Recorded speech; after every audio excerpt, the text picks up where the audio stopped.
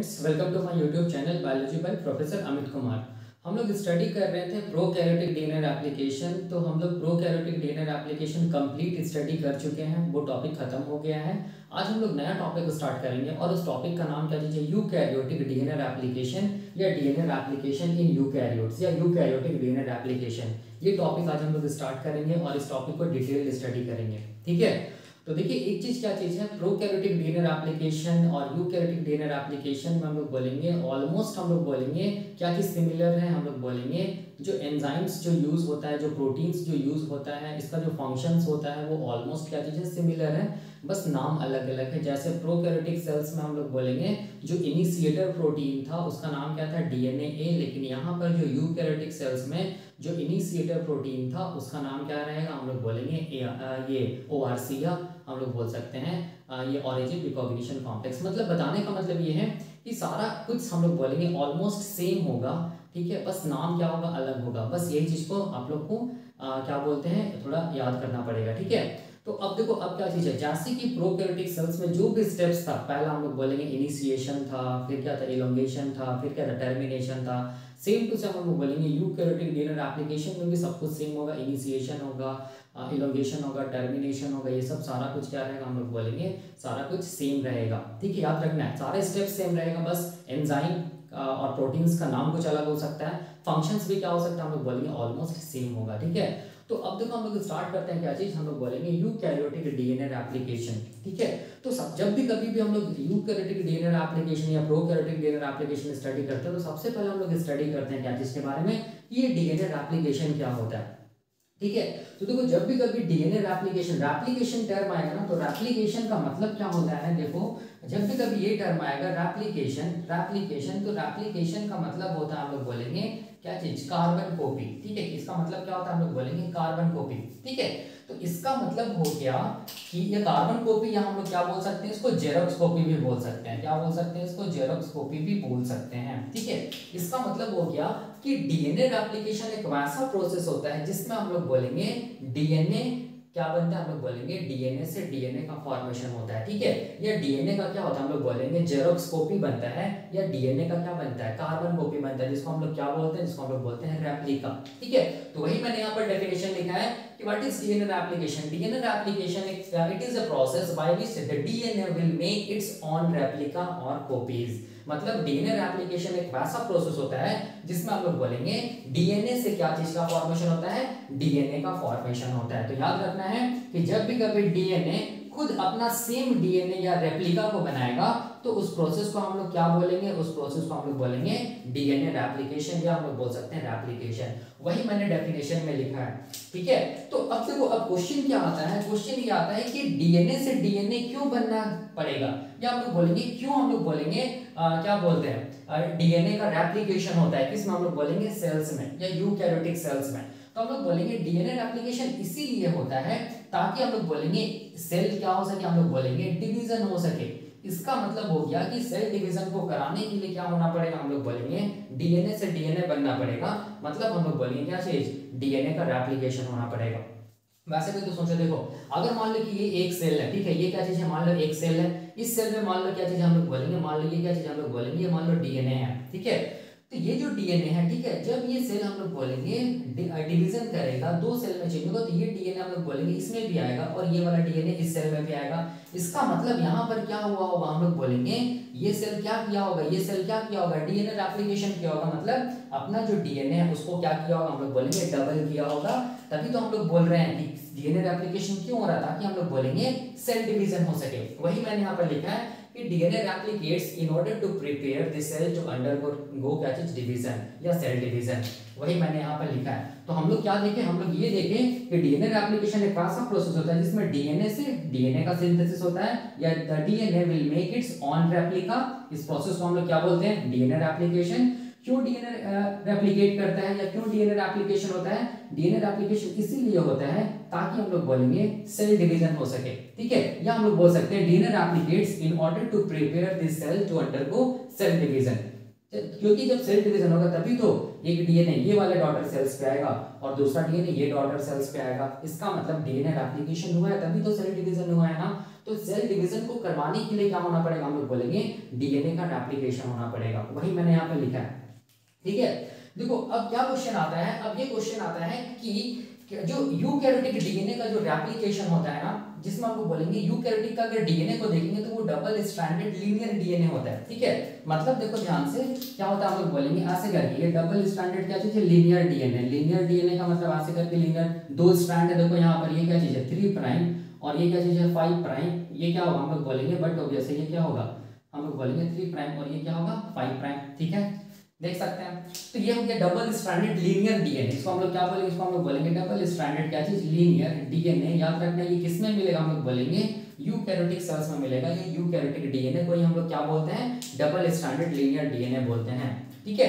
तो अब देखो इसमें क्या चीज इंपॉर्टेंट है, इसमें ये इंपॉर्टेंट है ना कि अगर यूकैरियोटिक डीएनए अगर हम लोग लीनियर डीएनए को देखेंगे, डबल स्ट्रैंडेड लीनियर डीएनए को देखेंगे तो उसमें हम लोग बोलेंगे क्या होगा, बहुत सारा क्या होगा, हम लोग बोलेंगे क्या होगा, ओरिजिन ऑफ रेप्लिकेशन प्रेजेंट होगा, या हम लोग बोलेंगे multiple origin of replication present होगा। ये यहाँ पर भी होगा, यहाँ पर भी होगा, हम लोग बोलेंगे यहाँ पर भी होगा, ठीक है।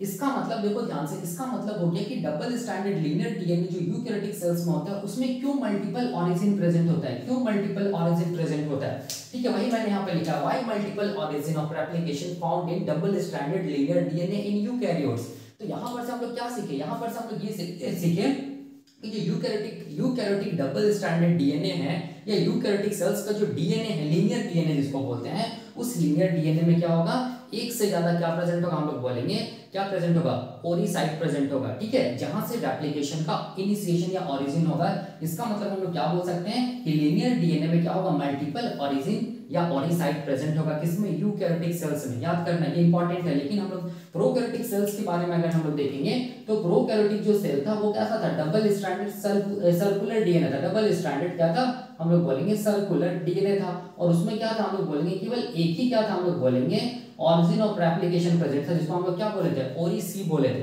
ठीक है। लेकिन यहाँ पर क्या होता है, लीनियर डीएनए हो गया और मल्टीपल क्या प्रेजेंट है, हम लोग बोलेंगे ओरिसाइट प्रेजेंट है, या हम लोग बोल सकते हैं मल्टीपल ओरिजिन प्रेजेंट है फॉर डीएनए रेप्लिकेशन। तो इन केस ऑफ यूकैरियोटिक सेल्स क्यों हम लोग बोलेंगे मल्टीपल क्या चीज है, ये ओरिजिन प्रेजेंट होता है, ठीक है, डीएनए रेप्लिकेशन के लिए। क्यों, तो इसीलिए ऐसा होता है क्योंकि देखो ये जो लीनियर डीएनए होता है ना, इसका लेंथ बहुत ज्यादा होता है। वही मैंने यहाँ पर लिखा है, ये जो लीनियर डीएनए होता है उसका लेंथ क्या होता है, बहुत ज्यादा होता है, ठीक है।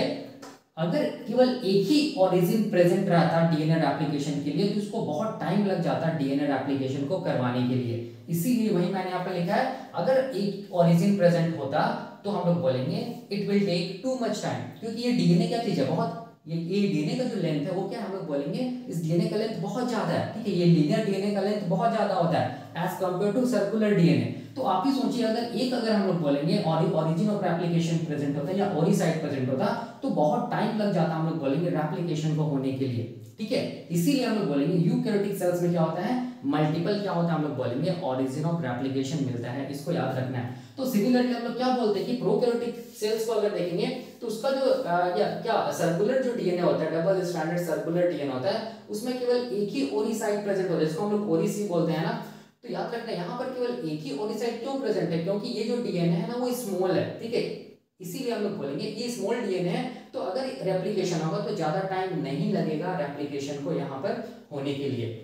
इसीलिए हम लोग बोलेंगे यहाँ पर केवल सिंगल क्या प्रेजेंट होता है, हम लोग बोलेंगे ओरिसाइट प्रेजेंट होता है इन case of prokaryotic DNA replication. हमेशा याद रखना है प्रोकैरियोटिक डीएनए रेप्लिकेशन जो मैं पढ़ाया हूं, अगर एक ओरिसाइट प्रेजेंट होगा, अगर एक ओरिसाइट प्रेजेंट होगा तो उस कंडीशन को हम लोग बोलेंगे मोनो रेप्लिकोनिक। क्या बोलेंगे उस कंडीशन को, मोनो रेप्लिकोनिक बोलेंगे, ठीक है, याद रखना है, ठीक है।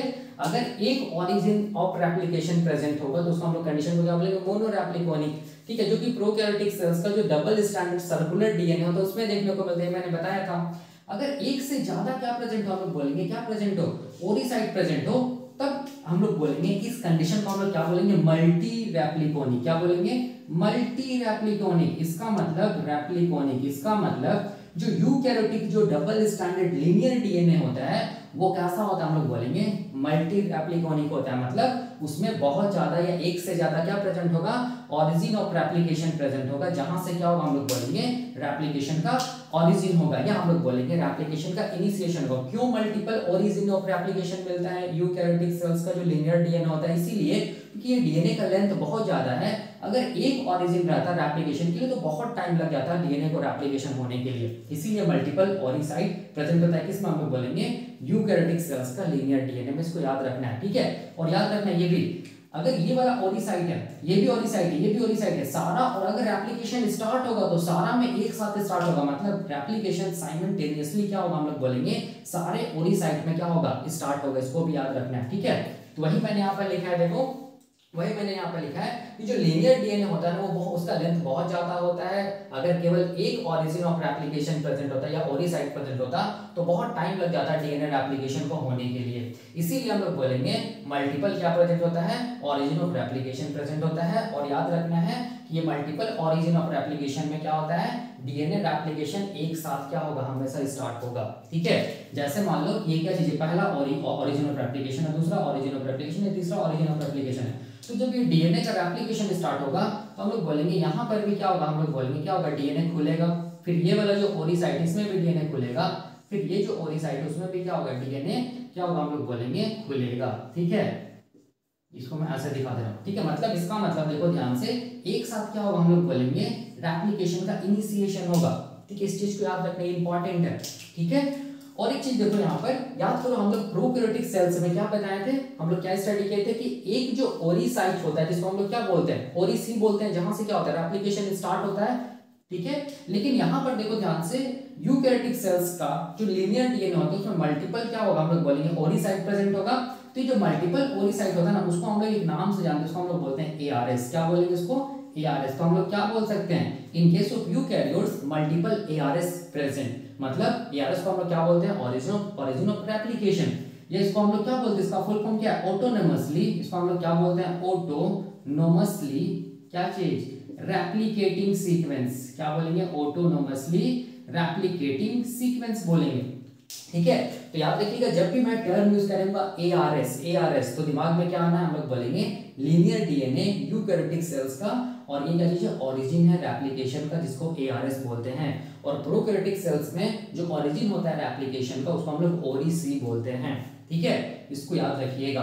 तो हम लोग क्या सीखे, हम लोग ये सीखे कि डीएनए रेप्लिकेशन क्या होता है, डीएनए रेप्लिकेशन एक वैसा प्रोसेस होता है जिसमें डीएनए से डीएनए बनता है, ठीक है। और डीएनए से डीएनए बन रहा है मतलब डीएनए क्या कर रहा है, अपना खुद का सेम रेप्लिका को बना रहा है।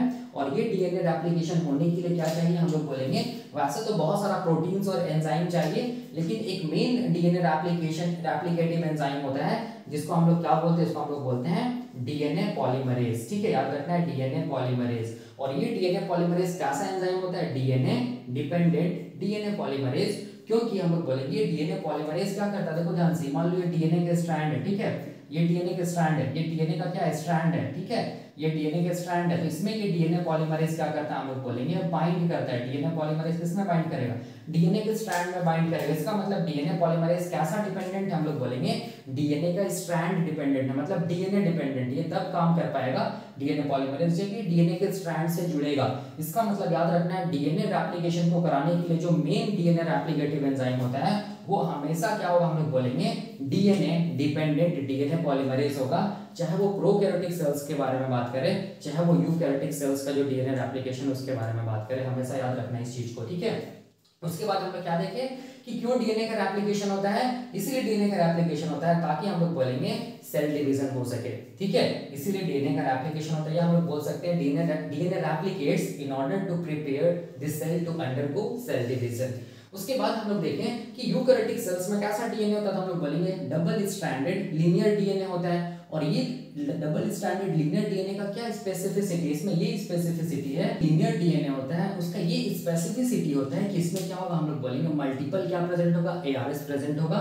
और उसमें क्या होता है, हम लोग बोलेंगे उसका जो लेंथ होता है ये लीनियर डीएनए का वो क्या होगा, बहुत ज्यादा होगा, ठीक है। इस चीज को याद रखना है। तो अब क्वेश्चन ये आता है कि ये लीनियर डीएनए जो यूकैरियोटिक सेल्स में मिलता है उसमें क्यों मल्टीपल एआरएस या मल्टीपल ओरिसाइट प्रेजेंट है, ठीक है। इसीलिए मल्टीपल ओरिसाइट प्रेजेंट है क्योंकि अब लोग बोलेंगे ये डीएनए का लेंथ बहुत ज्यादा है। अगर एक ओरिसाइट प्रेजेंट होता या एक एआरएस प्रेजेंट होता तो डीएनए रेप्लिकेशन होने में बहुत टाइम लग जाता। ठीक है, इसीलिए हम लोग बोलेंगे इसमें क्या प्रेजेंट है, मल्टीपल एआरएस या ओरी साइट प्रेजेंट है। ठीक है, याद रखना है कि इसमें यूकैरियोटिक सेल के डबल स्ट्रैंडेड लीनियर डीएनए में। ठीक है, और याद रखना ये भी कि ये रेप्लिकेशन अगर स्टार्ट होगा तो सारे ओरी साइट से, मतलब सारा का सारा जो एआरएस है उसमें एक साथ स्टार्ट होगा। ठीक है, और क्या हम लोग देखें, हम लोग ये देखें कि जो ओरी साइट होता है linear DNA in case of eukaryotes, उसमें हम लोग क्या बोलते हैं, ओरी साइट्स को एआरएस बोलते हैं। एआरएस का फुल फॉर्म क्या है, ऑटोनोमसली रेप्लिकेटिंग सीक्वेंस। और अगर एक से ज्यादा मल्टीपल ओरी साइट प्रेजेंट होगा तो इस कंडीशन को हम लोग क्या बोलेंगे, मल्टी रैप्लिकोनिक। मल्टी रैप्लिकोनिक किससे रिलेटेड, हम लोग बोलेंगे एक से ज्यादा ओरी साइट से रिलेटेड है। प्रोकैरियोटिक सेल्स को देखेंगे तो उसमें क्या होता है, केवल सिंगल ओरी साइट होता है जहां से ओरिजिन ऑफ रेप्लिकेशन स्टार्ट होता है या ओरिजिन ऑफ रेप्लिकेशन होता है, जिसको हम लोग ओरी सी बोलते हैं। क्योंकि एक ही हम लोग बोलेंगे ओरी साइट प्रेजेंट है, इसीलिए इसको हम लोग क्या बोलेंगे, मोनोरैप्लिकोनिक। ठीक है, तो प्रोकैरियोटिक सेल्स का जो डीएनए रेप्लिकेशन होगा वो मोनोरैप्लिकोनिक होगा। मतलब मोनोरैप्लिकोनिक का मतलब केवल सिंगल ओरी साइट प्रेजेंट होगा जिसको ओरी सी बोलेंगे। मल्टी रैप्लिकोनिक का मतलब एक से ज्यादा ओरी साइट प्रेजेंट होगा, जो कि बात करेगा किसके, हम लोग बोलेंगे यूकैरियोटिक लीनियर डीएनए का, और जिसको हम लोग क्या बोलेंगे, एआरएस बोलेंगे। एआरएस का मतलब हो गया ऑटोनोमसली रेप्लिकेटिंग सीक्वेंस, जिसको हम लोग ओरी साइट बोलते हैं इन केस ऑफ यूकैरियोट्स। ठीक है, तो वही मैंने यहाँ पे लिखा है। ठीक है, तो अब देखो, अब मैं इसको मिटा रहा हूँ और मिटाने के बाद मैं बताऊंगा कि हम लोग धीरे धीरे इंटर करेंगे यूकैरियोटिक डीएनए रेप्लिकेशन में। तो इसको मैं मिटा रहा हूँ। ठीक है, देखो अब क्वेश्चन ये आता है कि अगर हम लोग यूकैरियोटिक डीएनए रेप्लिकेशन को देखेंगे तो यूकैरियोटिक डीएनए रेप्लिकेशन हम लोग बोलेंगे क्या होता है। ठीक है, और उसमें कितना स्टेप्स होता है। तो यूकैरियोटिक डीएनए रेप्लिकेशन तो वैसा डीएनए रेप्लिकेशन होता है जिसमें डीएनए से डीएनए बनेगा। यूकैरियोटिक डीएनए मतलब लीनियर डीएनए से लीनियर डीएनए बनेगा। ठीक है, तो वो अगर यूकैरियोटिक डीएनए रेप्लिकेशन को देखेंगे तो डीएनए रेप्लिकेशन क्या होता है, हम लोग बोलेंगे सेमी कंजर्वेटिव होता है फर्स्ट। दूसरा हम लोग बोलेंगे सेमी डिसकंटिन्यूअस होता है। तीसरा हम लोग बोलेंगे बाई डायरेक्शनल होता है। चौथा हम लोग बोलेंगे मल्टी रैप्लिकोनिक होता है। इसमें से एक चीज हम लोगों को ये पता चल गया कि मल्टी रैप्लिकोनिक का मतलब क्या हो गया, यूकैरियोटिक सेल्स का जो लीनियर डीएनए होता है उसमें क्या होगा, एक से ज्यादा ओरी साइट प्रेजेंट होगा, इसीलिए इसको हम लोग क्या बोल रहे हैं, मल्टी रैप्लिकोनिक। तो ये चीज तो समझ में आ गया। ठीक है, अब देखो सेमी कंजर्वेटिव का मतलब क्या होता है, बहुत ईजी है। देखो जैसे मान लो ये क्या चीज हम लोग बोलेंगे, ये क्या चीज हम लोग बोलेंगे, यूकैरियोटिक ये डीएनए है। ठीक है, लीनियर डीएनए ये मान लो। ठीक है, ये सेमी कंजर्वेटिव का मतलब बता रहा हूँ। ये मान लो 3 प्राइम है, ये क्या चीज होगा, हम लोग बोलेंगे ये क्या होगा, 5 प्राइम होगा। ये मान लो तो ये बट ऑब्वियस है, ये क्या होगा, इसके ऑपोजिट। ये अगर ये 3 प्राइम 5 प्राइम है तो ये क्या होगा, हम लोग बोलेंगे 5 प्राइम से 3 प्राइम होगा। ठीक है, अब देखो ध्यान से, इसमें 2 पेरेंटल स्ट्रैंड है। देख लो, उसमें से एक पेरेंटल स्ट्रैंड को मैं ऐसे बना दे रहा हूँ, देखो ध्यान से। ठीक है, मान लो मैं बना रहा हूँ 3 प्राइम 5 प्राइम वाला पेरेंटल स्ट्रैंड को बाहर निकाल के बनाया, और दूसरा देखो पेरेंटल स्ट्रैंड को मैं यहाँ पर बना दे रहा हूँ। ठीक है, ये वाला देखो। ठीक है, ये कौन वाला, हम लोग बोलेंगे 5 प्राइम 3 प्राइम, यही है। तो सेमी कंजर्वेटिव का मतलब हो गया कि जब भी कभी भी डीएनए का रेप्लिकेशन होगा, जब भी कभी भी डीएनए का रेप्लिकेशन होगा तो एक डीएनए का जो पेरेंटल स्ट्रैंड होगा ना, देखो वो हमेशा कंजर्व रहेगा, वो हमेशा रहेगा, और उसमें क्या होगा, हम लोग बोलेंगे नया डीएनए का स्ट्रैंड बनेगा। ठीक है, उसमें क्या होगा, नया डीएनए का स्ट्रैंड बनेगा। इसी को बोलते हैं semi conservative mode of replication. वही देखो, यहाँ पर एक डीएनए का स्ट्रैंड क्या था, कंजर्व था, वो रहा था, और क्या बना था, नया डीएनए बना था। सिमिलरली देखो ये भी तो क्या है, हम लोग बोलेंगे डीएनए का ही स्ट्रैंड है ना, पेरेंटल डीएनए का स्ट्रैंड, ये क्या होगा, कंजर्व रहेगा, और इसमें क्या बनेगा, हम लोग बोलेंगे नया डीएनए का सिंथेसिस होगा। ठीक है, तो ऐसे मोड ऑफ रेप्लिकेशन को हम लोग क्या बोलते हैं, ऐसे मोड ऑफ रेप्लिकेशन को हम लोग बोलते हैं क्या चीज, semi conservative mode of DNA replication. ठीक है, semi conservative mode of DNA replication बोलेंगे, जिसमें एक जो डीएनए का स्ट्रैंड होगा, जो कि पेरेंटल डीएनए स्ट्रैंड होगा, वो हमेशा कंजर्व रहेगा। देखो इसमें भी कंजर्व है, इसमें भी कंजर्व है, कोई चेंज नहीं आ रहा है, और उसके साथ क्या होगा, नया डीएनए का स्ट्रैंड बनेगा। ऐसे मोड ऑफ डीएनए रेप्लिकेशन को बोलेंगे semi conservative mode of DNA replication, जो कि देखा जाता है किसमें, हम लोग बोलेंगे यूकैरियोटिक सेल्स में भी देखा जाता है और प्रोकैरियोटिक सेल्स में भी देखा जाता है। क्योंकि हम लोग बोलेंगे 98% जो कोई सा भी सेल रहा है डीएनए का रेप्लिकेशन होता है, वो क्या होता है, हम लोग बोलेंगे सेमी कंजर्वेटिव होता है। ठीक है, याद रखना है। अब देखो, अब क्या होता है, हम लोग बोलेंगे सेमी डिसकंटीन्यूअस। सेमी डिसकंटीन्यूअस का मतलब क्या हो गया, देखो सेमी डिसकंटीन्यूअस का मतलब क्या हो गया कि देखो जब भी कभी डीएनए का रेप्लिकेशन होगा, ठीक है, चाहे वो प्रोकैरियोटिक सेल्स रहे चाहे वो यूकैरियोटिक सेल्स रहे, ठीक है, तो एक स्ट्रैंड में क्या होगा, हम लोग बोलेंगे, एक स्ट्रैंड को हम लोग क्या बोलेंगे, लैगिंग स्ट्रैंड बोलेंगे। आप लोग जानते हैं ये चीज को। ठीक है, एक लीडिंग होता है, एक लैगिंग होता है। ठीक है, हम लोग देखेंगे आगे। और प्रोकैरियोटिक डीएनए एप्लीकेशन में डिटेल से बताया हूं, तो उसमें आप लोग देख के खुद से क्या कर सकते हैं, समझ सकते हैं। तो क्योंकि ऑलमोस्ट क्या है, कॉन्सेप्ट सिमिलर ही है, prokaryotic DNA application and eukaryotic DNA application. अगर प्रोकैरियोटिक डीएनए एप्लीकेशन समझ में आ गया तो यूकैरियोटिक डीएनए एप्लीकेशन और भी आसान है, ठीक है। देखो जो लैगिंग स्ट्रैंड होता है ना, मान लो ये क्या चीज हम लोग बोलेंगे लैगिंग स्ट्रैंड है, मान लो ये 3 प्राइम है, मान लो ये 5 प्राइम है, मान लो, ठीक है, ये लैगिंग स्ट्रैंड है, लीडिंग को मैं नहीं बना रहा हूँ। तो ये लैगिंग स्ट्रैंड में क्या होता है, याद कीजिए, हम लोग बोलेंगे लैगिंग स्ट्रैंड में क्या होता है, डीएनए का जो सिंथेसिस होता है वो फ्रैगमेंट्स में होता है। देखो ऐसे करके क्या न्यू डीएनए मान लो बन रहा है, ठीक है, हम लोग ये जानते हैं, ठीक है, जिसको हम लोग ओका जाकी फ्रैगमेंट्स बोलते हैं, याद कीजिए। तो ये सब ओका जाकी फ्रैगमेंट्स, ये सब क्या हम लोग बोलेंगे ओका जाकी फ्रैगमेंट्स है। तो ध्यान से अगर देखो तो डीएनए का सिंथेसिस क्या है, और हम लोग बोलेंगे डिसकंटिन्यूअस मैनर में हो रहा है, ठीक है। किसमें हम लोग बोलेंगे यूकैरियोटिक जो डबल स्ट्रैंडेड ये लीनियर डीएनए है उस केस में। तो जब भी कभी ओका जाके फ्रैगमेंट्स बन रहा है, मतलब डीएनए का सिंथेसिस क्या हो रहा है, डिसकंटिन्यूअस मैनर में हो रहा है। कौन से स्ट्रैंड में, लैगिंग स्ट्रैंड में। इसीलिए यहाँ पर क्या होगा, हम लोग बोलेंगे जो यूकैरियोटिक डीएनए एप्लीकेशन होगा उसमें हम लोग क्या स्टडी करते हैं, ये सेमी डिसकंटिन्यूअस होगा, ठीक है। मतलब सेमी डिसकंटिन्यूअस का मतलब एक स्ट्रैंड में क्या होगा, हम लोग बोलेंगे डिसकंटिन्यूअस डीएनए का एप्लीकेशन होगा, ठीक है। तो वही इसका मतलब हो गया, इसका मतलब हो गया ओका जाके फ्रैगमेंट्स है। बाई डायरेक्शनल का मतलब क्या होगा, बाई डायरेक्शनल का मतलब देखो क्या होगा कि ये मान लो डीएनए के स्ट्रैंड है, ठीक है, ये मान लो डीएनए के स्ट्रैंड है 5 प्राइम 3 प्राइम, और ये दूसरा डीएनए के स्ट्रैंड है 3 प्राइम 5 प्राइम, लीनियर डीएनए, ठीक है। तो याद रखना है बाई डायरेक्शनल का मतलब हो गया कि डीएनए एप्लीकेशन ये वाले स्ट्रैंड में, ये अगर लीडिंग स्ट्रैंड होगा तो ये किस डायरेक्शन में होगा, हम लोग बोलेंगे किस डायरेक्शन में होगा, इस डायरेक्शन में होगा, ठीक है, ऐसे करके 5 प्राइम टू 3 प्राइम। और दूसरा जो डीएनए का स्ट्रैंड है वो उसमें किस डायरेक्शन में होगा, जस्ट उसके ऑपोजिट डायरेक्शन में, ऐसे करके देखो ये क्या चीज हम लोग बोलेंगे 5 प्राइम 3 प्राइम, ये क्या चीज हम लोग बोलेंगे 5 प्राइम 3 प्राइम। मतलब बताने का मतलब ये हो गया कि जो डीएनए एप्लीकेशन होता है वो दोनों डायरेक्शन में होता है, एक स्ट्रैंड में इस डायरेक्शन में, दूसरे स्ट्रैंड में इस डायरेक्शन में। इसका मतलब हो गया कि डीएनए एप्लीकेशन क्या होता है, बाई डायरेक्शनल होता है, ठीक है। तो ये जो भी प्रॉपर्टी लिखा हूं, semi conservative mode of DNA application, semi discontinuous मतलब ओका जाकी फ्रैगमेंट्स का कॉन्सेप्ट, बाई डायरेक्शन मतलब दोनों डायरेक्शन में डीएनए का एप्लीकेशन, ठीक है, और मल्टी रेप्लिकोनिक, ये सब सारा का सारा कैरेक्टरिस्टिक्स हम लोग बोलेंगे यूकैरियोटिक डीएनए एप्लीकेशन का। सिमिलरली अगर हम लोग प्रोकैरियोटिक डीएनए एप्लीकेशन को देखेंगे तो उसमें भी semi conservative mode of application होता है, semi discontinuous mode of application होता है, बाई डायरेक्शनल होता है, मैंने बताया था, और मोनो रेप्लिकोनिक होगा, क्योंकि प्रोकैरियोटिक सेल्स के केस में क्या होता है, केवल सिंगल ओरी साइट प्रेजेंट होता है, जिसको हम लोग ओरी सी बोलते हैं, ठीक है। तो सारा का सारा कॉन्सेप्ट सिमिलर होगा। Semi conservative mode of replication तो होगा, क्योंकि 98 से 99% जो सेल में डीएनए रेप्लिकेशन होता है वो semi conservative mode of DNA replication होता है, चाहे वो प्रोकैरियोटिक सेल्स रहे चाहे वो यूकैरियोटिक सेल्स रहे। तो डिफरेंस बस यही हो जाएगा यूकैरियोटिक सेल्स और प्रोकैरियोटिक सेल्स में। यूकैरियोटिक सेल्स में क्या होगा, मल्टी रेप्लिकोनिक होगा, और प्रोकैरियोटिक सेल्स में क्या होगा, मोनो रेप्लिकोनिक होगा, बाकी सब सेम रहेगा, ठीक है। तो ये हम लोग बोलेंगे बेसिक कॉन्सेप्ट है। अब हम लोग देखो, हम लोग तो ये जान गए कि डीएनए से क्या बन रहा है, डीएनए बन रहा है जिसको डीएनए एप्लीकेशन बोल रहे हैं, मेन एंजाइम डीएनए पॉलीमरेज है।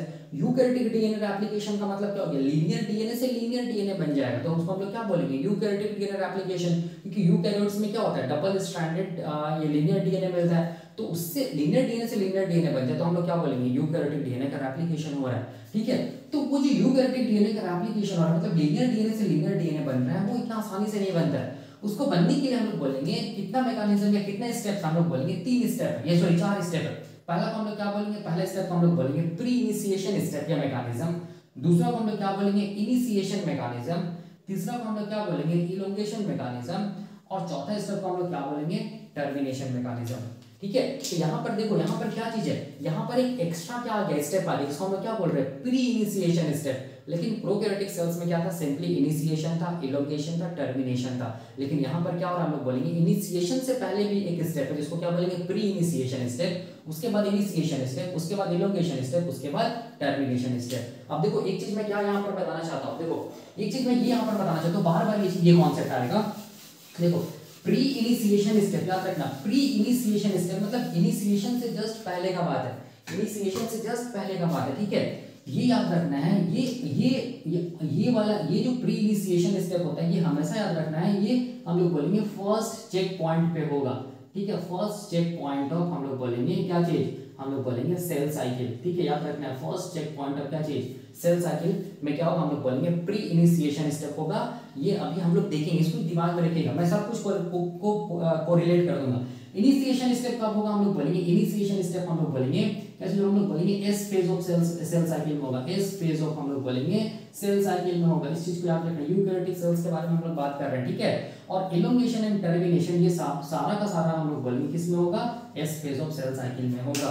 मतलब बताने का मतलब देखो क्या चीज है, क्या कॉन्सेप्ट है, इसको याद रखना क्योंकि बार बार अभी आने वाला है, अभी आएगा ये। अगर हम लोग सेल साइकिल के बारे में बात करें, याद रखना यूकैरियोटिक डीएनए एप्लीकेशन पढ़ रहे हैं, तो सेल साइकिल में हम लोग बोलेंगे दो फेज होता है, ठीक है। एक को हम लोग क्या बोलते हैं, एक को हम लोग बोलेंगे ये वाला फेज, इसको हम लोग क्या बोलेंगे, इंटरफेज, इसको हम लोग क्या बोलते हैं, इंटर क्या चीज हम लोग बोलेंगे, फेज बोलते हैं, इंटरफेज बोलते हैं, ठीक है। इंटरफेज में हम लोग बोलेंगे तीन फेजेस आता है, एक को हम लोग क्या बोलते हैं गैप वन फेज, एक को बोलते हैं एस फेज, एक को क्या बोलते हैं हम लोग गैप टू फेज, और उसके बाद दूसरा इसको इसमें क्या है हम लोग बोलेंगे गैप वन एस फेज, और क्या चीज गैप टू फेज आता है इंटरफेज में, और दूसरा को हम लोग बोलते हैं डिवीजन फेज, क्या बोलते हैं, डिवीजन फेज बोलते हैं, दूसरा को हम लोग बोलते हैं डिवीजन फेज, ठीक है। तो ये क्या चीज है, डिवीजन फेज। डिवीजन फेज में क्या है हम लोग बोलेंगे, डिवीजन फेज में आएगा क्या चीज, प्रोफेज, मेटाफेज, एनाफेज, टेलोफेज। उसके बाद क्या है हम लोग बोलेंगे कैरियोकाइनेसिस। तो यहाँ पर क्या है हम लोग बोलेंगे, ये क्या यहाँ से यहाँ क्या हम लोग बोलेंगे डिवीजन फेज है, यहाँ से यहाँ तक क्या चीज है, डिवीजन फेज है, ठीक है, जिसमें आएगा प्रोफेज, मेटाफेज, एनाफेज, ये सब आएगा। तो अब देखो, अब याद रखना है डीएनए एप्लीकेशन सेल साइकिल के किस फेज में होगा, तो हमेशा याद रखना है डीएनए एप्लीकेशन सेल साइकिल के किस फेज में होगा, किस फेज में होगा, हमेशा याद रखना है एस फेज में होगा, क्या चीज, डीएनए एप्लीकेशन सेल साइकिल का याद रखना है, ठीक है। तो याद रखना है यहाँ पर जो प्री इनिशिएशन स्टेप होगा ना, देखो ध्यान से, प्री इनिशिएशन स्टेप कब होगा, हम लोग बोलेंगे कब होगा, लेट जीवन फेज में होगा। कब होगा, लेट जीवन फेज, जिसको हम लोग क्या बोलते हैं फर्स्ट चेक पॉइंट। देखो ये क्या है, जीवन फेज है ना, ये वाला क्या होगा, हम लोग बोलेंगे लेट जीवन फेज होगा ये वाला, ठीक है, इसको हम लोग बोलेंगे लेट जीवन, ठीक है। या हम लोग क्या बोलेंगे, फर्स्ट चेक पॉइंट बोलेंगे, क्या बोलेंगे, फर्स्ट चेक पॉइंट बोलेंगे ऑफ द सेल साइकिल। यहीं पर क्या होगा, यहीं पर हम लोग बोलेंगे क्या होगा, पहला स्टेप होगा प्री इनिशिएशन स्टेप होगा, प्री इनिशिएशन स्टेप होगा। मतलब डीएनए एप्लीकेशन होने के लिए क्या होगा, हम लोग बोलेंगे लाइसेंस मिलेगा, ठीक है, लाइसेंसिंग होगा, लाइसेंसिंग ऑफ क्या होगा, हम लोग बोलेंगे क्या होगा, डीएनए एप्लीकेशन होगा, याद रखना, right, licensing of DNA application होगा किसमें, हम लोग बोलेंगे लेट जीवन फेज या फर्स्ट चेक पॉइंट पे होगा, जिसको प्री इनिशिएशन बोलते हैं। प्री इनिशिएशन का दूसरा नाम क्या चीज है, लाइसेंसिंग ऑफ डीएनए एप्लीकेशन। मतलब डीएनए एप्लीकेशन को लाइसेंस मिल गया है कि अब हम लोग बोलेंगे एस फेज, जैसे ही हम लोग बोलेंगे सेल इंटर करेगा एस फेज में, तो क्या होगा, इमीडिएटली हम लोग बोलेंगे रेप्लिकेशन स्टार्ट हो जाएगा, मतलब इनिशिएशन हो जाएगा, ठीक है। तो वो कैसे करके होगा, वो हम लोग डिटेल में स्टडी करेंगे। याद रखना मैंने क्या बोला, प्री इनिशिएशन स्टेप कब होगा, हम लोग बोलेंगे फर्स्ट क्या चाहिए, हम लोग बोलेंगे चेक पॉइंट पे होगा, या लेट जीवन जो फेज होता है उसमें होगा, ठीक है। प्री इनिशिएशन स्टेप, मतलब प्री इनिशिएशन स्टेप में क्या होगा, लाइसेंसिंग ऑफ डीएनए एप्लीकेशन होगा, अभी हम लोग देखेंगे, इस सबको दिमाग में रखना, बार बार आएगा, ठीक है। उसके बाद देखो, जैसे हम लोग बोलेंगे सेल एस फेज में इंटर किया ना, बिगनिंग ऑफ एस फेज, जैसे हम लोग बोलेंगे बिगनिंग ऑफ एस फेज, जैसे हम लोग बोलेंगे एस फेज में इंटर किया, तो हम लोग बोलेंगे क्या क्या क्या स्टार्ट हो जाएगा, हम लोग बोलेंगे इनिशिएशन स्टार्ट हो जाएगा, क्या चीज का, हम लोग बोलेंगे रेप्लिकेशन का इनिशिएशन स्टार्ट हो जाएगा इमीडिएटली। उसके बाद ये एस फेज में हम लोग बोलेंगे फिर इलोंगेशन भी होगा, फिर यही एस फेज में क्या होगा, हम लोग बोलेंगे टर्मिनेशन होगा किसका, रेप्लिकेशन का। मतलब बताने का मतलब ये होगा कि प्री इनिशिएशन जो स्टेप होता है रेप्लिकेशन का, वो फर्स्ट चेक पॉइंट पे होगा। मतलब डीएनए एप्लीकेशन होने के लिए लाइसेंस मिल चुका है, अब डीएनए एप्लीकेशन होगा ही होगा। मतलब एस फेज में हम लोग बोलेंगे बिगनिंग ऑफ एस फेज में क्या स्टार्ट हो जाएगा, हम लोग बोलेंगे इनिशिएशन स्टार्ट हो जाएगा, और mid of the S phase में क्या होगा, हम लोग बोलेंगे इलोंगेशन होगा, और end of the S phase में क्या होगा, हम लोग बोलेंगे टर्मिनेशन होगा। या सिंपल बोल सकते हैं इनिशिएशन, इलोंगेशन एंड टर्मिनेशन, ये किस फेज ऑफ सेल साइकिल में होगा, तो हम लोग बोलेंगे ये होगा किस फेज ऑफ सेल साइकिल में, S phase of the cell cycle में होगा, ठीक है। तो इसको याद रखिएगा, ये सब सारा का सारा हम लोग बोलेंगे, जो कॉन्सेप्ट है वो मैं अभी कोरिलेट करूंगा, सब कुछ आएगा। तो जब भी मैं कभी भी बोलूंगा टर्म यूज करूंगा प्री इनिशिएशन कॉम्प्लेक्स या प्री इनिशिएशन स्टेप, तो याद रखना है, तुरंत दिमाग में क्या नाम लोग बोलेंगे, अच्छा प्री इनिशिएशन ये जो कॉम्प्लेक्स बने, प्री इनिशिएशन जिसको हम लोग लाइसेंसिंग ऑफ डीएनए एप्लीकेशन बोलते हैं, वो कहां पर हुआ होगा, हम लोग बोलेंगे लेट जीवन फेज में, या हम लोग बोलेंगे फर्स्ट चेक पॉइंट पे हुआ होगा, ठीक है। इनिशिएशन, इलोंगेशन, टर्मिनेशन किस फेज में हुआ होगा, हम लोग बोलेंगे अच्छा ये एस फेज में हुआ होगा, या हम लोग बोलेंगे एस फेज को हम लोग क्या बोलते हैं, हम लोग बोलेंगे डीएनए एप्लीकेशन फेज बोलते हैं, क्योंकि यहाँ पर ही क्या होगा, मेन एप्लीकेशन यहीं पर होगा, ठीक है। अब देखो ये चीज तो समझ में आ गया, तो इसको दिमाग में रखना है, मैं कोरिलेट करूंगा। जब हम लोग प्री इनिशिएशन, इनिशिएशन और इलोंगेशन और टर्मिनेशन मैकेनिज्म देखेंगे, तो वन बाय वन हम लोग सारा का सारा को स्टडी करते जाएंगे सेल साइकिल से कोरिलेट करके, ठीक है। तो अभी मैं क्या बताने जाऊंगा, अभी मैं ये बताने जाऊंगा कि कुछ स्टेप्स होता है डीएनए एप्लीकेशन का, कुछ स्टेप्स है, ठीक है, सीक्वेंशियल स्टेप्स है, ठीक है, याद रखना है सीक्वेंशियल स्टेप्स है। वो सीक्वेंशियल स्टेप को याद रखना है कि ये इसके बाद ये एंजाइम आएगा, इसके बाद ये एंजाइम आएगा, इसके बाद ये एंजाइम आएगा, ठीक है। इस चीज को याद रखना। तो वो चीज को अगर आप याद रखिएगा तो वो सारा का सारा डीएनए एप्लीकेशन क्या होगा, हम लोग बोलेंगे क्लियर हो जाएगा। उससे ये पता चलेगा कि अच्छा अब ये एंजाइम आएगा, इसके अगला एंजाइम जो आने वाला है वो ये एंजाइम आएगा, उसके अगला जो एंजाइम आने वाला है वो ये एंजाइम आएगा। तो इससे आपका सारा का सारा जो कॉन्सेप्ट वो क्लियर होगा। ठीक है, तो मैं अभी क्या बताने जा रहा हूँ, मैं अभी बताने जा रहा हूँ कि डीएनए एप्लीकेशन में क्या क्या सीक्वेंशियल स्टेप्स है। ठीक है, ऐसे तो मेन स्टेप यही है, pre initiation, initiation, elongation and termination, लेकिन प्री इनिशिएशन में भी क्या है, कुछ कुछ सब स्टेप्स है, इनिशिएशन में भी कुछ कुछ सब स्टेप्स हैं, इलोंगेशन में भी कुछ कुछ सब स्टेप्स हैं, और टर्मिनेशन में भी कुछ स्टेप्स है। ठीक है, तो मैं अभी वो बताने जा रहा हूँ। ठीक है, तो देखो अभी हम लोग क्या देखेंगे, अभी हम लोग देखेंगे डीएनए रेप्लिकेशन जो यूकैरियोटिक सेल्स में होता है उसमें क्या क्या स्टेप्स है। ठीक है, ऐसे अभी हम लोग देखे हैं कि मेन स्टेप, मेन जो मेजर स्टेप्स होता है वो कितना होता है, 4 मेन स्टेप्स हैं या मेजर स्टेप्स है। एक को हम लोग क्या बोले, प्री इनिशिएशन स्टेप, दूसरा क्या बोले, इनिशिएशन स्टेप, तीसरा को इलोंगेशन, चौथा को टर्मिनेशन स्टेप। ठीक है, तो अब देखो अब यहाँ पर क्या चीज है, यहाँ पर देखो याद रखना है, मैंने क्या बताया था, मैंने ये बताया था कि रेप्लिकेशन स्टार्ट कहाँ से होगा, यूकैरियोटिक अगर सेल को देखेंगे तो उसमें डीएनए कैसा मिलता है, हम लोग बोलेंगे उसमें डीएनए कैसा मिलता है, लीनियर डीएनए मिलता है ऐसे करके। ये क्या चीज है, लीनियर डीएनए। ठीक है, लीनियर डीएनए में क्या होगा, एक से ज्यादा क्या होगा, हम लोग बोलेंगे एक से ज्यादा क्या प्रेजेंट होगा, हम लोग बोलेंगे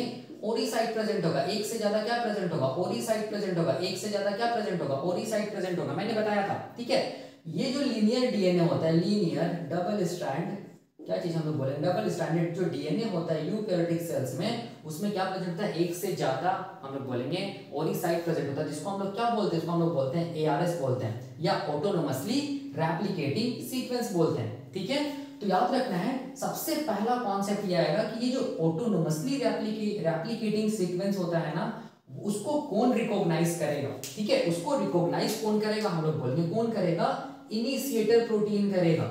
ठीक है, इनिशिएटर प्रोटीन करेगा, जितना एआरएस होगा उतना इनिशिएटर प्रोटीन होगा और वो उतना एआरएस से बाइंड करेगा।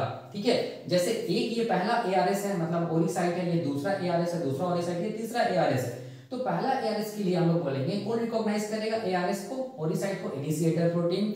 दूसरा एआरएस को कौन रिकॉग्नाइज करेगा, दूसरा इनिशिएटर प्रोटीन। तीसरा एआरएस को कौन रिकॉग्नाइज करेगा, तीसरा इनिशिएटर प्रोटीन। ठीक है, और याद रखना ये इनिशिएटर प्रोटीन को हम लोग बोलते हैं origin recognition complex in case of eukaryotes. तो यहीं से डीएनए रेप्लिकेशन स्टार्ट होता है।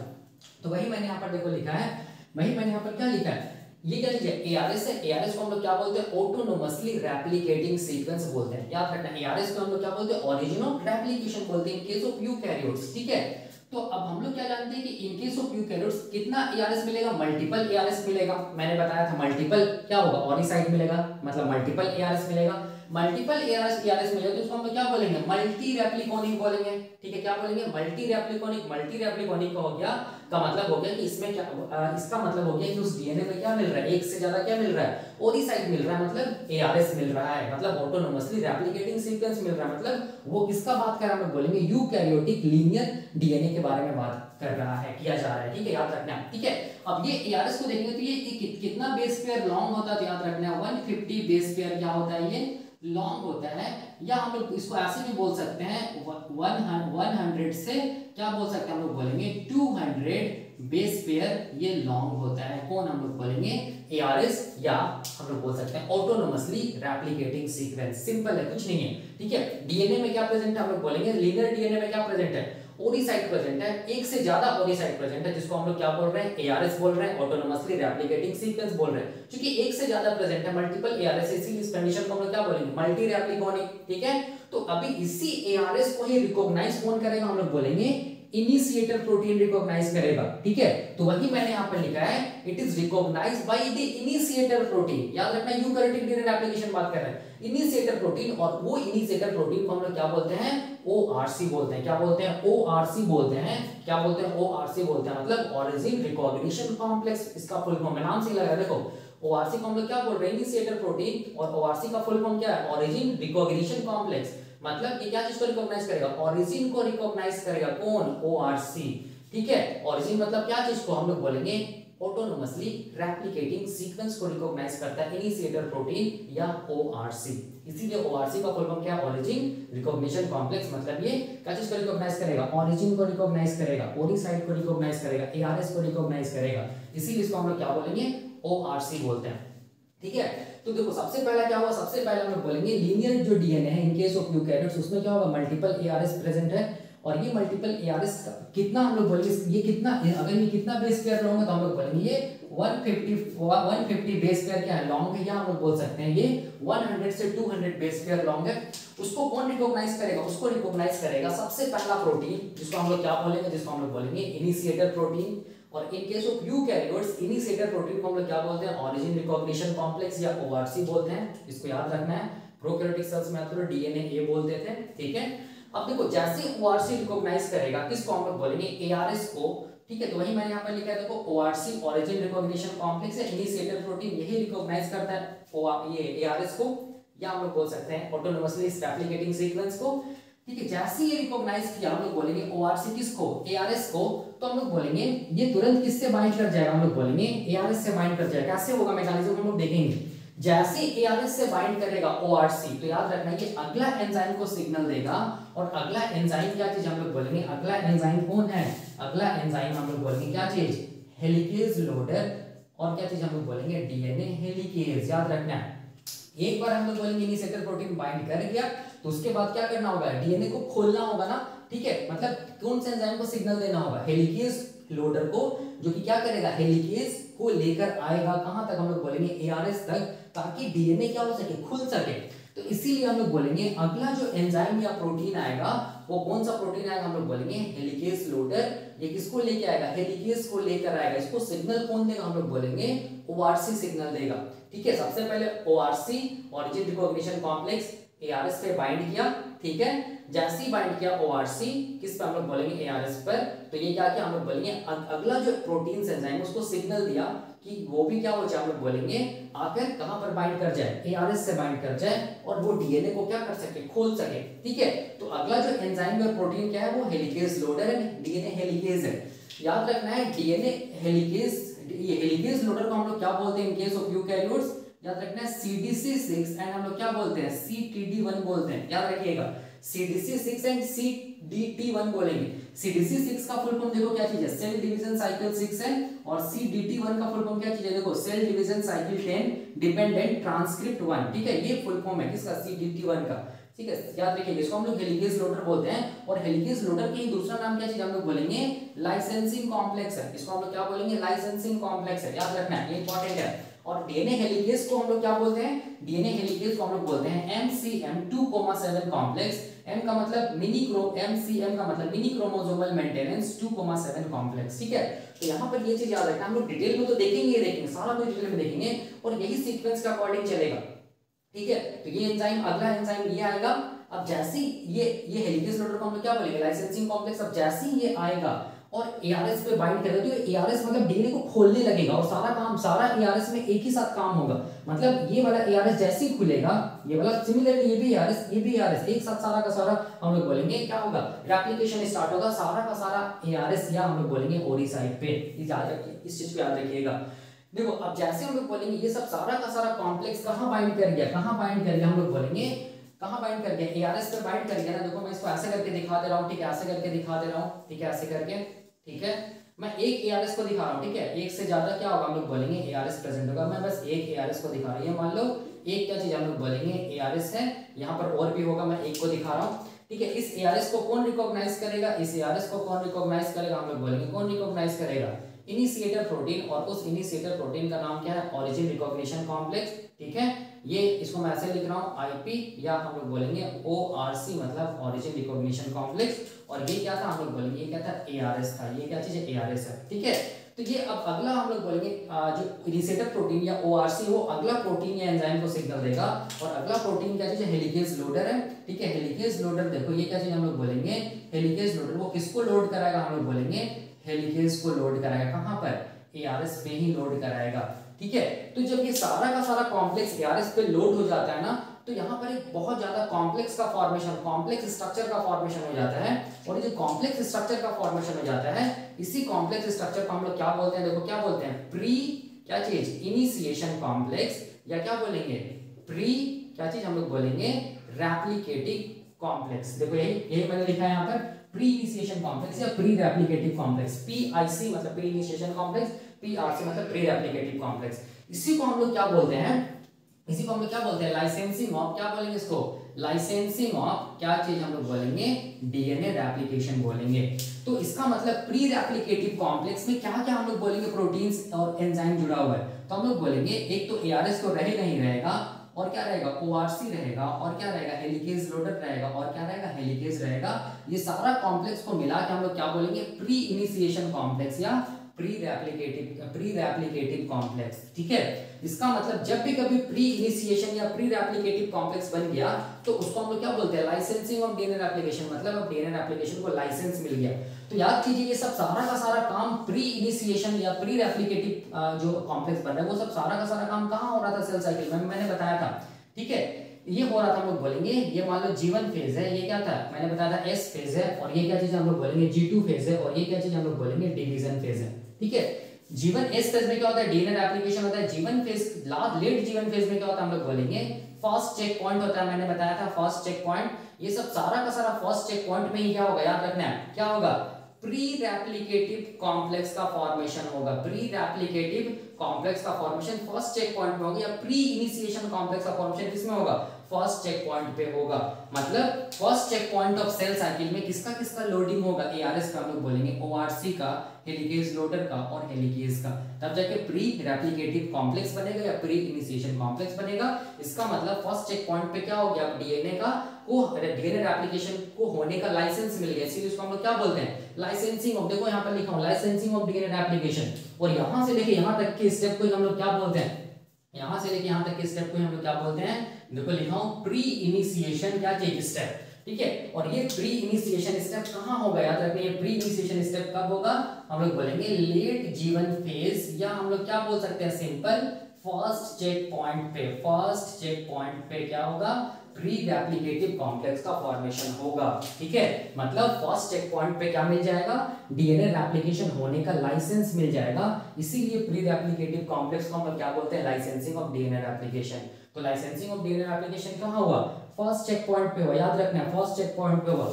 लाइसेंसिंग ऑफ डीएनए रेप्लिकेशन का मतलब क्या हुआ, हम लोग बोलेंगे मतलब ये हुआ कि एआरएस पे, ये तो मैं एक एआरएस को दिखाऊं, सारा का सारा एआरएस पे सेम काम हो रहा है। एक एआरएस पे हम लोग बोलेंगे, सॉरी एआरएस पे ओआरसी जुड़ा है, हेलिकेज लोडर जुड़ा, और क्या जुड़ा हुआ है, हेलिकेज जुड़ा हुआ है। तब जाके क्या बनेगा, प्री रेप्लिकेटिव कॉम्प्लेक्स या प्री इनिशिएशन कॉम्प्लेक्स, जिसको लाइसेंसिंग ऑफ डीएनए रेप्लिकेशन बोलते हैं।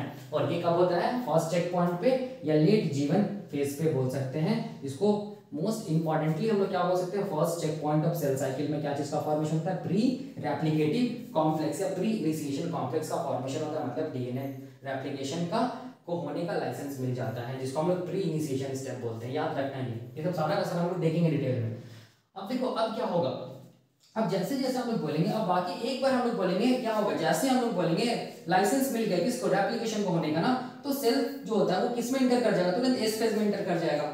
ठीक है, एस फेज में क्या होगा, हम लोग बोलेंगे एस फेज में क्या होगा, देखो ध्यान से, इनिशिएशन होगा, फिर क्या होगा, एलोंगेशन होगा, फिर क्या होगा, टर्मिनेशन होगा, S phase of the cell cycle में। तो बाकी अब जितना भी काम होगा सारा का सारा काम किस में होगा, एस फेज में ही तो होगा ना। ठीक है, इसका मतलब देखो हेलिकेज क्या करेगा, हेलिकेज डीएनए को खोलता चला जाएगा, खोलता चला जाएगा। ठीक है, तो हेलिकेज जब डीएनए को खोलेगा तो डीएनए क्या हो जाएगा, अनस्टेबल हो जाएगा।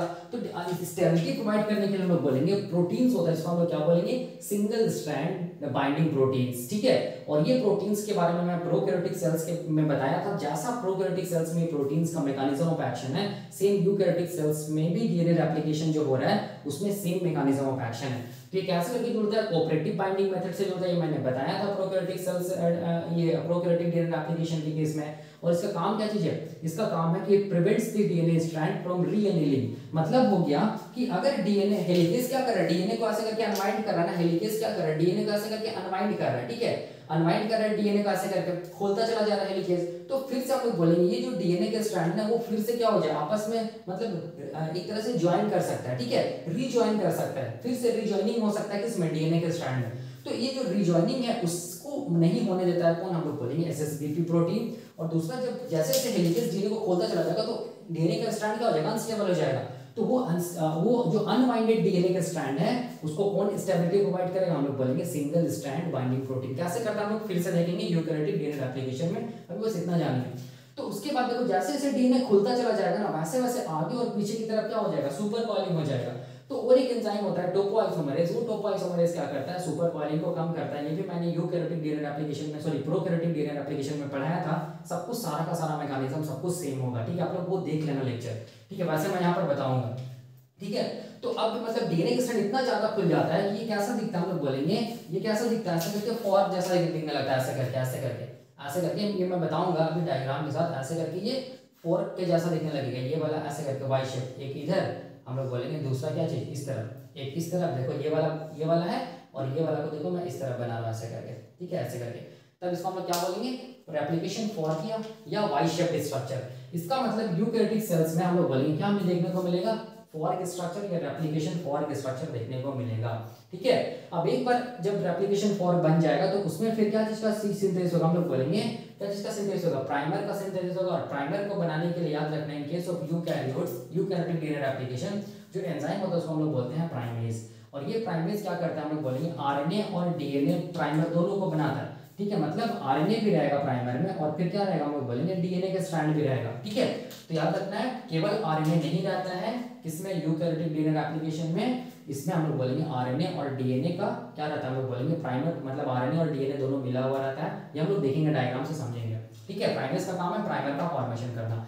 तो प्राइमेज जो एंजाइम है वो 4 सब यूनिट्स के मिलने से बनता है, 2 डीएनए पोल अल्फा और 2 हम लोग बोलेंगे प्राइमेज एंजाइम। टोटल कितना होगा 2 + 2 = 4 सब यूनिट्स के मिलने से प्राइमेज बनता है, ठीक है। कैसे करके आरएनए प्राइमर बनाता है हम लोग सब कुछ स्टडी करेंगे, मैं बस इतना जानो। अब उसके बाद एक बार आरएनए प्राइमर बन जाता है तो वो आरएनए प्राइमर हम लोग बोलेंगे उसके पास क्या रहता है, मैंने बताया था उसके पास 3 प्राइम OH ग्रुप रहता है, फ्री रहता है, और ये 3 प्राइम OH ग्रुप क्या करता है, सिग्नल देता है किसको, मेन एंजाइम को। तो मेन रेप्लिकेटिव एंजाइम क्या है, DNA pol delta and DNA pol epsilon in case of eukaryotes, याद रखना है। प्रोकैरियोटिक सेल्स में क्या था, डीएनए पोल 3 था, याद कीजिए। तो यहाँ पर देखो ये इसको हम लोग क्लास स्विचिंग बोलते हैं। क्लास स्विचिंग का मतलब प्राइमेज क्या चीज है, प्राइमेज में क्या है, 2 सब यूनिट्स क्या चीज है, डीएनए पॉलीमरेज अल्फा है ना, ठीक है। अब यहाँ पर देखो पॉलीमरेज अल्फा से क्या चीज, कौन सा नया एंजाइम जा रहा है, हम लोग बोलेंगे delta and DNA pol epsilon. इसका मतलब यहाँ पर क्या हो रहा है, क्लास स्विचिंग हो रहा है, किसका, हम लोग बोलेंगे डीएनए पॉलीमरेज का, ठीक है, याद रखना है। क्लास स्विचिंग का मतलब हो गया कि डीएनए पॉलीमरेज, मतलब ये डीएनए पॉलीमरेज अब रिप्लेस कर दिया जा रहा है किसके थ्रू, हम लोग बोलेंगे DNA pol delta and DNA pol epsilon, इसको बोलते हैं क्लास स्विचिंग। हम लोग देखेंगे, स्टडी करेंगे। और ये मेन डीएनए रेप्लिकेटिव एंजाइम, तो मेन डीएनए रेप्लिकेटिव एंजाइम को हम लोग बोलेंगे ये क्या बोलते हैं, प्रोसेसिबिलिटी को बढ़ाने के लिए क्या प्रेजेंट होता है, हम लोग बोलेंगे क्या प्रेजेंट होता है, clamp loaders and sliding DNA clamp present होता है। कैसे होता है ये सब सारा का सारा हम लोग स्टडी करेंगे। Sliding clamp sorry clamp loader को हम लोग आरएफसी बोलते हैं, आरएफसी का फुल फॉर्म याद रखना, रेप्लिकेशन फैक्टर 1 है। स्लाइडिंग डीएनए क्लैंप को हम लोग पीसीएनए बोलते हैं, प्रोलिफरेटिंग सेल न्यूक्लियर एंटीजन बोलते हैं, इसको याद रखिएगा, ठीक है। तो ये सब सारा का सारा हम लोग बोलेंगे कहाँ हो रहा है, ये सब सारा का सारा स्टेप को हम लोग बोलेंगे लोडिंग तक, मतलब मेन एंजाइम आरएनए प्राइमर में लोड हो गया वहां तक का जो स्टेप होता है उसको हम लोग क्या बोलते हैं, इनिशिएशन बोलते हैं, ठीक है। सारा का हम लोग डायग्राम से समझेंगे, बस ये स्टेप्स को याद रखेंगे, यही स्टेप्स आएगा बार बार, ठीक है। इसको हम लोग क्या बोलेंगे, इनिशिएशन। और ये इनिशिएशन कहाँ हो रहा है, हम लोग बोलेंगे इनिशिएशन एस फेज में ही तो हो रहा है ना। एस फेज में क्या होगा, इनिशिएशन भी होगा, इलोंगेशन भी होगा, टर्मिनेशन भी होगा, ठीक है। तो अब क्या होगा, देखो अब ध्यान से, अब क्या होगा, ये DNA pol delta and DNA pol epsilon याद रखना है, क्या करेगा, नया डीएनए को बनाता चला जाएगा, ठीक है। बनाता चला जाएगा मतलब न्यू डीएनए सिंथेसिस होता चला जाएगा। याद रखिएगा जो डीएनए पॉलीमरेज डेल्टा है ना वो लैगिंग स्ट्रैंड पे काम करेगा, ठीक है। ये किस पे काम करेगा, लैगिंग स्ट्रैंड पे काम करेगा। और जो एप्सिलॉन है डीएनए पोल एप्सिलॉन वो किस स्ट्रैंड पे काम करेगा, हम लोग बोलेंगे लीडिंग स्ट्रैंड पे काम करेगा। क्यों काम करेगा, कैसे काम करेगा, सब सारा का सारा हम लोग आगे समझेंगे, ठीक है। तो अब क्या होगा, डीएनए का सिंथेसिस होता चला जाएगा, होता चला जाएगा। डीएनए का सिंथेसिस जब होने वाला रहेगा या कंप्लीट हो जाएगा तो उसके बाद क्या किया जाएगा, हम लोग बोलेंगे आरएनए प्राइमेज जो बनाया था आरएनए डीएनए प्राइमर को उसको हटा दिया जाएगा, ठीक है। तो वहां पर जो गैप बन जाएगा उस गैप को कौन सील करेगा, हम लोग बोलेंगे यही main DNA replicative enzyme seal करेगा। और डीएनए लाइगेज जो निक रहेगा उसको डीएनए लाइगेज क्या कर देगा, सील कर देगा। तो यहाँ से लेके यहाँ तक ये दिख रहा है 3 स्टेप, लेकिन यहाँ से ये बहुत लंबा है, इसको हम लोग क्या बोलते हैं, इलोंगेशन स्टेप बोलते हैं। और यहीं पर क्या बनेगा, ट्रोम्बोन लूप बनेगा जिसको मैं पढ़ाऊंगा, ठीक है। जैसे प्रोकैरियोटिक सेल्स का जो डीएनए एप्लीकेशन में हम लोग स्टडी किए थे सेम वैसे ही यहाँ पर भी होगा। उसके बाद अगला क्या होगा, हम लोग बोलेंगे टेलोमेरिक रेप्लिकेशन होगा। टेलोमेरिक रेप्लिकेशन जब होगा तो इसका मतलब समझ जाएगा कि वो क्या चीज है, टर्मिनेशन ऑफ रेप्लिकेशन है, मतलब रेप्लिकेशन क्या हो गया, हम लोग बोलेंगे कंप्लीट हो गया, ठीक है।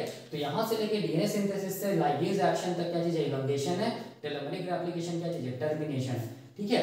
और ये pre initiation, late G1 phase या फर्स्ट चेक पॉइंट को बाकी जितना भी स्टेप आप लोग देख रहे हैं, इनिशिएशन, इलोंगेशन एंड टर्मिनेशन, वो सेल साइकिल के इस फेज में हो रहा है, ठीक है। तो हम लोग यहाँ से क्या समझे, हम लोग यहाँ से ये समझे कि यूकैरियोटिक जो सेल होता है उसका जो डीएनए होता है वो कैसा होता है, हम लोग बोलेंगे डबल स्ट्रैंडेड ये लीनियर डीएनए होता है। और उसमें क्या होता है, एक से ज्यादा ओरी साइट प्रोजेक्ट होता है, जिसको हम लोग क्या बोलते हैं, जिसको हम लोग एआरएस बोलते हैं, ऑटोनोमसली रेप्लिकेटिंग सीक्वेंस। और ये एआरएस में कितना बेस पेयर रहेगा, तो हम लोग बोलेंगे 150 बेस पेयर लॉन्ग रहता है, या 100 से लेकर 200 बेस पेयर लॉन्ग रहता है। कौन, हम लोग बोलेंगे एआरएस। उसको रिकॉग्नाइज करने वाला कौन सा प्रोटीन, या हम लोग बोलेंगे ये कौन सा प्रोटीन रहेगा, तो हम लोग बोलेंगे ओआरसी या इनिशिएटर प्रोटीन बोलते हैं। अब इनिशिएटर प्रोटीन किसको सिग्नल देगा, हेलिकेज लोडर यानी डीएनए हेलिकेज को सिग्नल देगा। ठीक है, जब सारा का सारा हम लोग बोलेंगे ये सब सारा का सारा जो प्रोटीन एंजाइम है वो जुड़ जाएगा एआरएस के पास। एआरएस से तो हम लोग बोलेंगे प्री इनिशिएशन कॉम्प्लेक्स बनेगा, प्री रेप्लिकेटिव कॉम्प्लेक्स बनेगा। ये सब सारा का सारा कब होगा, लेट जीवन फेज या फर्स्ट चेक पॉइंट पे होगा, लेट जीवन फेज या फर्स्ट चेक पॉइंट पे होगा, जिसको हम लोग प्री इनिशिएशन स्टेप बोलते हैं। ठीक है, उसके बाद क्या होगा, उसके बाद हम लोग बोलेंगे बाकी का जो भी प्रोटीन एंजाइम है वो सब आएगा और क्या कराएगा, हम लोग बोलेंगे डीएनए का रेप्लिकेशन कराएगा। मतलब इनिशिएशन भी होगा, इलोंगेशन भी होगा, टर्मिनेशन भी होगा। सारा का सारा initiation, elongation, termination cell cycle की याद रखना है एस फेज में होगा, क्योंकि S phase of the cell cycle को ही हम लोग क्या बोलते हैं, सिंथेसिस फेज। क्या चीज का सिंथेसिस, हम लोग बोलेंगे डीएनए का सिंथेसिस। ठीक है, तो ये सब सारा का सारा हम लोग डिटेल्ड स्टडी करेंगे। तो अभी के लिए हम लोग यहीं तक रखते हैं। अगले लेक्चर में हम लोग क्या देखेंगे, अगले लेक्चर में हम लोग देखेंगे कि ये जो एआरएस है ना उसका क्या स्ट्रक्चर है। ठीक है, और ये एआरएस को कैसे रिकॉग्नाइज करता है, क्या चीज, इनिशिएटर प्रोटीन। इनिशिएटर प्रोटीन का क्या स्ट्रक्चर है, ये सब सारा का सारा हम लोग देखेंगे। उसके बाद देखेंगे हेलिकेज को लोड कौन करता है, डीएनए हेलिकेज को सिग्नल कौन देता है। ये सब सारा का सारा हम लोग कंप्लीट स्टडी करेंगे। इसको हम लोग अगले लेक्चर में स्टडी करेंगे। तो अगले लेक्चर में हम लोग स्टडी करेंगे कॉन्सेप्ट ऑफ एआरएस या स्ट्रक्चर ऑफ एआरएस, एंड हम लोग बोलेंगे स्ट्रक्चर ऑफ क्या चीज, ओआरसी या इनिशिएटर प्रोटीन। ठीक है, तो अभी के लिए हम लोग यहीं तक रखते हैं। तब अभी के लिए थैंक यू।